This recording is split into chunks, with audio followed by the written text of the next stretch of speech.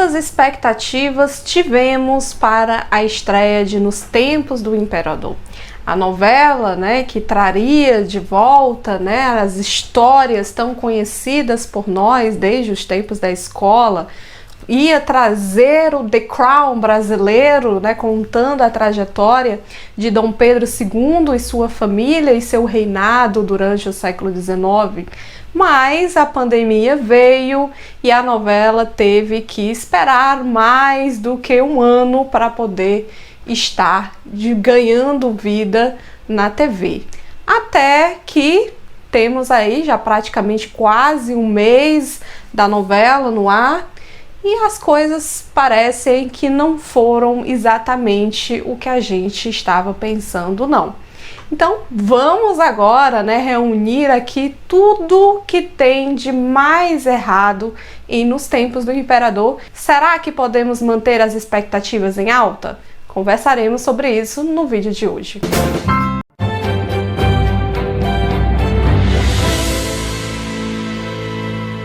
Vale ressaltar que Nos Tempos do Imperador é meio que uma sequência, né, uma temporada 2, né, de Novo Mundo. Novo Mundo de 2017, que não foi nada tão grandioso, mas está entre ali as novelas que tiveram uma boa audiência durante a década passada.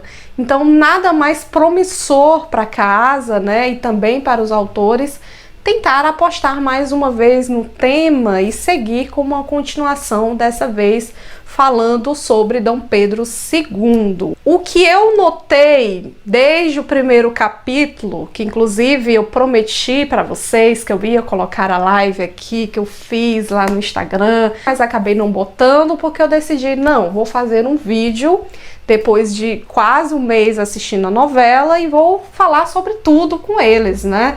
Não vou colocar só as minhas impressões do primeiro dia, porque não vale, né? E a primeira coisa que eu percebi quando eu vi desde o primeiro capítulo foi o interesse dos autores em tentar consertar alguns erros de Novo Mundo.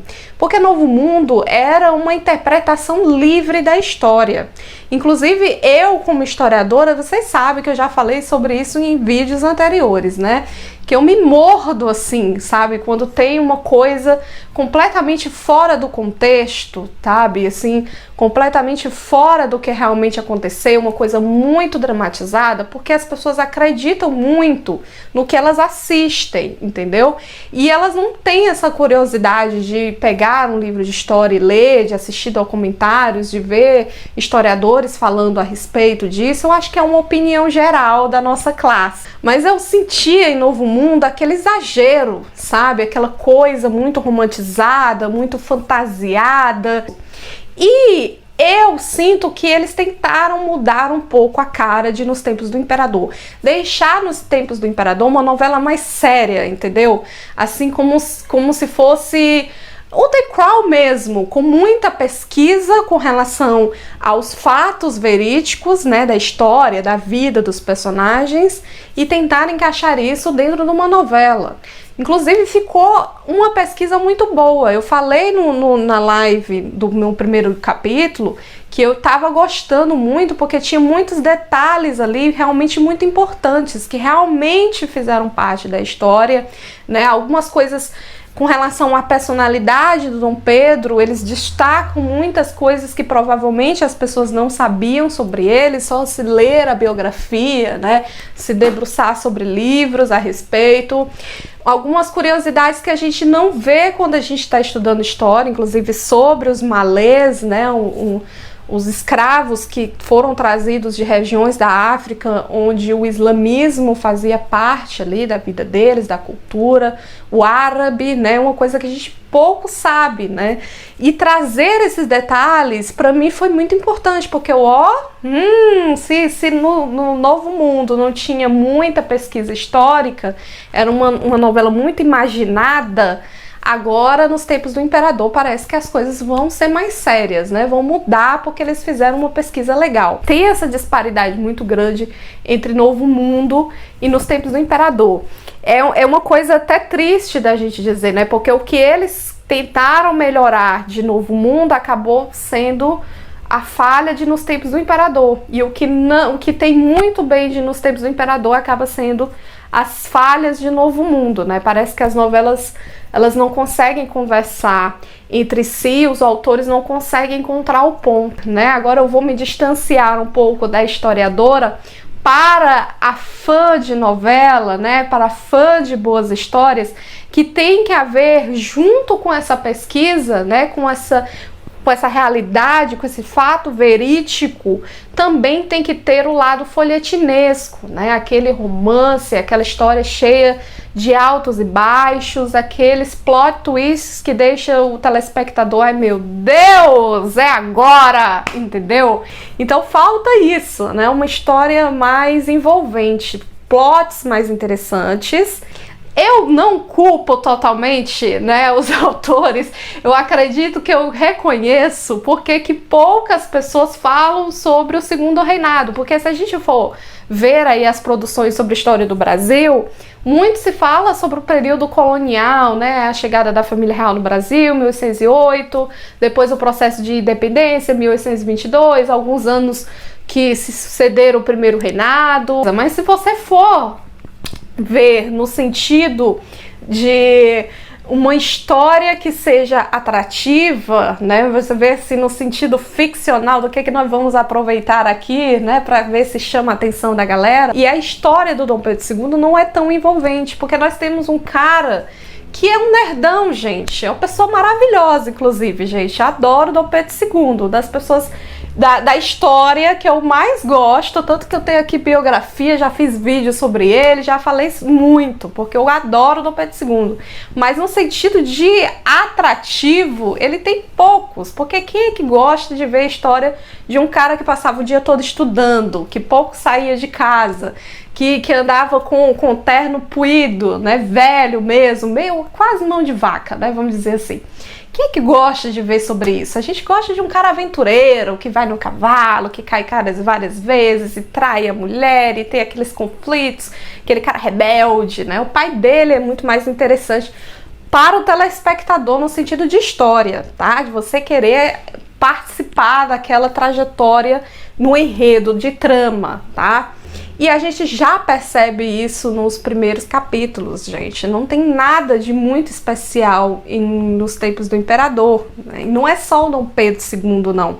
Todas as histórias ali são muito pouco interessantes para nós, né? Até a história da Pequena África, da Pilar, com o sonho dela melagomânico, né? De virar médium. Parece que nada ali chama muita atenção do telespectador. São histórias realmente muito fracas, o que acaba sendo muito repetitivo para nós. Parece que a gente está sempre vendo todos os dias a mesma coisa, uma história que não flui, que não anda.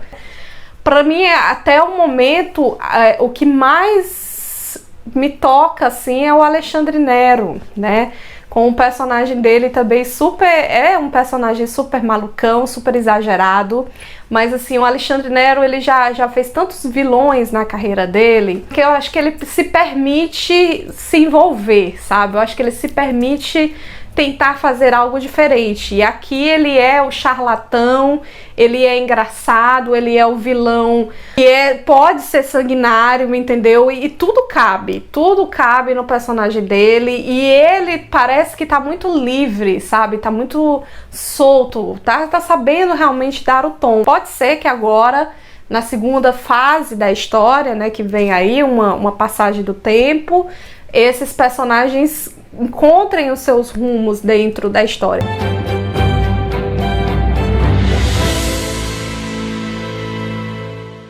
E uma história telecurso, né? Não sei se você é da sua época, né? Se você se lembra do telecurso, né? Telecurso fez parte da nossa vida, né?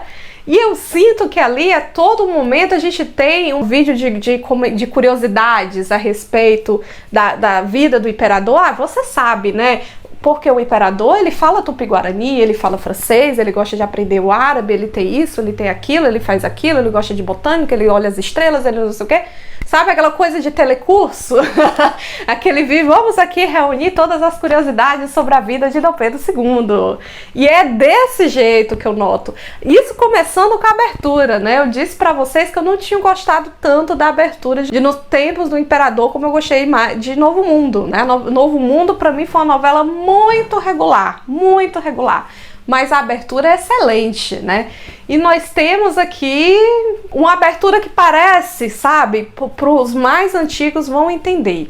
Parece aqueles livros de história dos anos 80, dos anos 70, sabe? Que exaltava a figura dos heróis. Dom Pedro II aparece em todas as cenas da abertura, todos os frames ali, sabe? E sempre como uma figura super estimada, sabe? Super valorizada. Cais também, apesar de ser uma música maravilhosa, renomadíssima, do Milton Nascimento, ai meu Deus, mas eu não gosto também na abertura, deixa mais morto ainda, sabe? É diferente daquele toque instrumental que tinha de Novo Mundo, que dava aquele ar aventuresco, que dava aquele ar mais fantasioso, que pulsionava ali todos os dias a novela. Mas Alessandro Masson e Teresa Falcão, para mim, nunca foram autores assim de grandes histórias, sabe? De grandes enredos. Eles pegam o que estão feito e fantasiam. Imaginar demais, fantasiar demais uma situação que não existia, sabe? Explora o que nós já sabemos e inventam demais. Para mim, eles nunca souberam inovar nos enredos, trazer coisas que fossem realmente interessantes.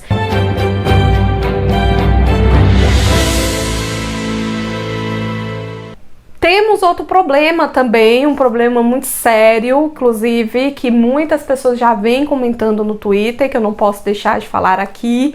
Eu percebi também esses problemas lá em Novo Mundo e era muito mais presente, viu, gente? Era muito mais presente em Novo Mundo do que aqui nos tempos do Imperador, tá? Que é fazer esse olhar do presente analisando as coisas do passado. Então é muita responsabilidade você pegar uma trama histórica, tentar torná-la interessante para o público e tentar falar sobre coisas que eram muito importantes naquela época e a gente não julgar com olhares de hoje, né? Porque isso acontece, o telespectador ele vai julgar e é importante esse julgamento porque mostra que nós mudamos, né? De alguma forma, nossos valores não são mais tão retrógrados quanto eram há 100 anos atrás, há 30 anos atrás, onde isso que é mostrado na TV era tão normal. Mas tem que ter cuidado com esse excesso, tá? De olhares do presente. Algumas pessoas falaram, inclusive, da cena das crianças brincando, né? E a facilidade que as pessoas têm para entrar na quinta, né, como se fosse assim, só abrir a porta, entrar e a repartição pública, né? Mas não era bem assim, essa fantasia que tem demais, sabe? Esse idealismo que tem demais. Tem que ter cuidado, né? A gente tem que mostrar a realidade como ela é. E é bom entender isso para que a gente não cometa os mesmos erros hoje, mas não ficar julgando com o olhar do presente. Inclusive, problemas de racismo reverso também aqui, que muitas pessoas comentaram, inclusive. Sabe aquela coisa que você quer levantar muitas bandeiras, mas você não sabe muito bem como abordar essas bandeiras? É o que acontece na novela. Tem que ter mais profundidade na hora que você for falar, na hora que você for analisar as questões, inclusive chamar pessoas que fazem parte daquela realidade para conversar sobre isso. Eu quero falar sobre feminismo, que não cabe aqui, obviamente, na trama da novela, mas eu quero falar. Chame mulheres para falar sobre os seus problemas, entendeu? Porque uma coisa é o homem falando sobre os problemas da mulher. Outra coisa são as mulheres falando sobre os problemas que são nossos. A mesma coisa são os negros, os membros da comunidade LGBTQIA+. Então, trazer essas pessoas para relatar os seus problemas. Porque enquanto tiver muitos brancos falando sobre os problemas dos negros, né, dando aquele tom da história, aquela versão branca da história, sempre vai haver esses problemas, né, sempre vai haver essas situações que são muito chatas. Então tem que ter esse cuidado, sabe? Mas enfim, comenta aí nos comentários o que é que você tá achando sobre a novela, né? Se você tá assistindo a novela, quais os outros problemas que vocês vêm encontrando à medida dos capítulos, comenta aí nos comentários, tá? Também não deixe de dar o seu like nesse vídeo, compartilhá-lo para outras pessoas, me visitar nas redes sociais, certo? Facebook, Instagram, Twitter, certo? Vamos conversar por lá também, ok? Grande beijo, até a próxima, tchau!